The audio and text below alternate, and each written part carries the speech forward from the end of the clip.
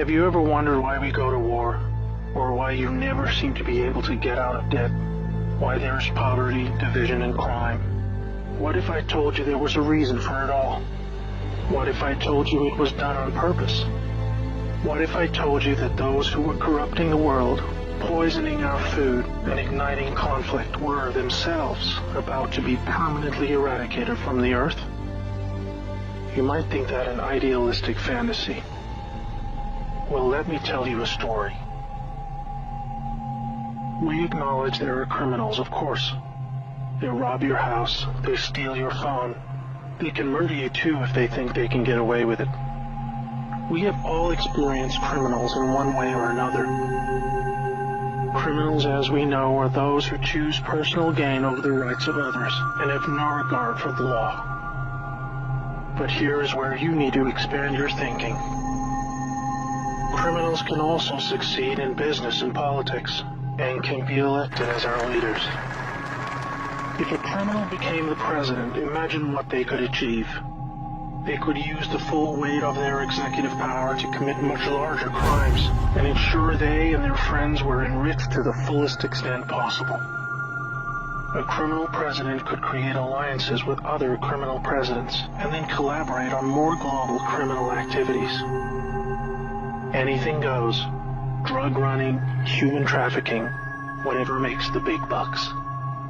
The 20th century was turbulent with war, economic disaster, famines, and displacement. We have always accepted these things as just human nature, and simply the way the world works. Something inevitable, and due to the weaknesses of human nature that drive us to these actions. This is where we were all tragically wrong. You are not a criminal. I'm not a criminal. So how can we just assume that it is human nature that is driving all this pain and misery? What if it wasn't human nature at all, and as a result of something more deliberate? We were taught that capitalism was the cause of a massive rich-poor divide and the reason for poverty, which in turn is the reason for war, crime, and starvation. Others were taught that communism, the system of equal wealth across all people, was really to blame for the mess. But you see, folks, it is none of these things. It is not our nature to fight and be racist. It is not in our nature to rob from others. What you must learn is that it was the criminals all along. Yes, they got power. More power than a criminal should ever have. They rose to the top of media companies that control our news and entertainment. They ascended to the top of the banking system, also to the Oval Office, to Brussels, to the Vatican, to the Crown. They crept in quietly. They became leaders of agricultural companies who have control over our food supply.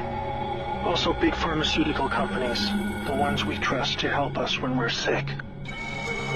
Nobody stopped them, and they just recruited more criminals to help them. First, they accumulated the world's wealth. They invented a system of money called central banking, which lends money to governments with interest, placing countries into eternal debt. People's wealth got less. Their wealth got more. Much more.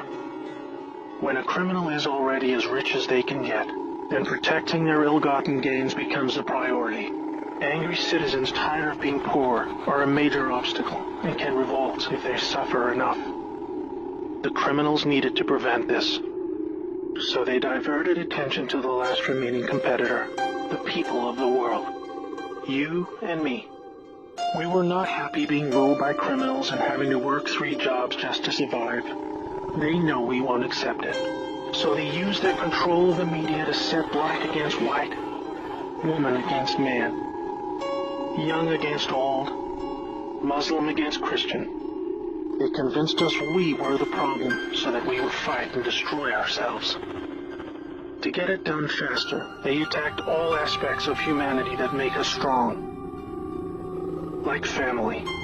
Using their influence over culture, they popularized lifestyle choices that led to a surge in broken homes, lost youth, and substance abuse. I could talk all day about how else they deliberately weakened us, and it would turn your stomach. We were just trying to get on with living. So where are all the good guys? Good people just want to get married, have kids, make a living, and enjoy their liberty.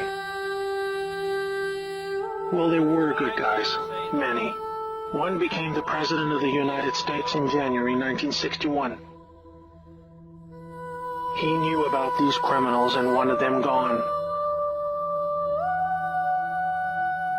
He knew their intentions for us all, and he wanted to fight them. Sadly, he had no idea how powerful they had become. Reagan also had good intentions for the American people. He knew this criminal mafia controlled almost everything by the stage, including the powerful rogue intelligence agencies.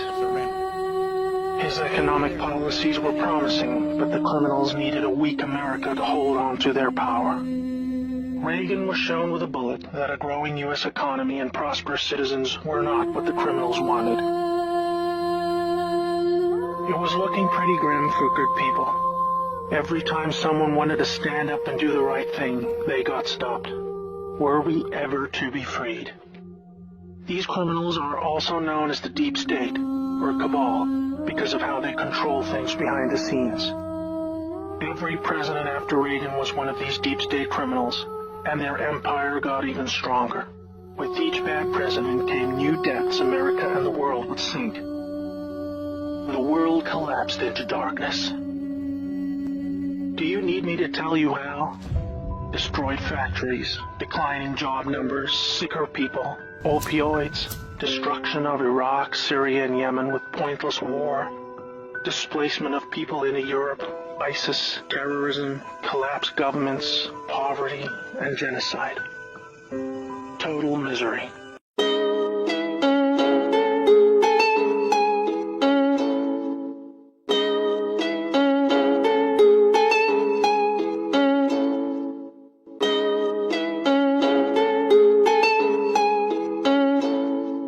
Mam już dosyć tego strachu, mam już dosyć tego strachu.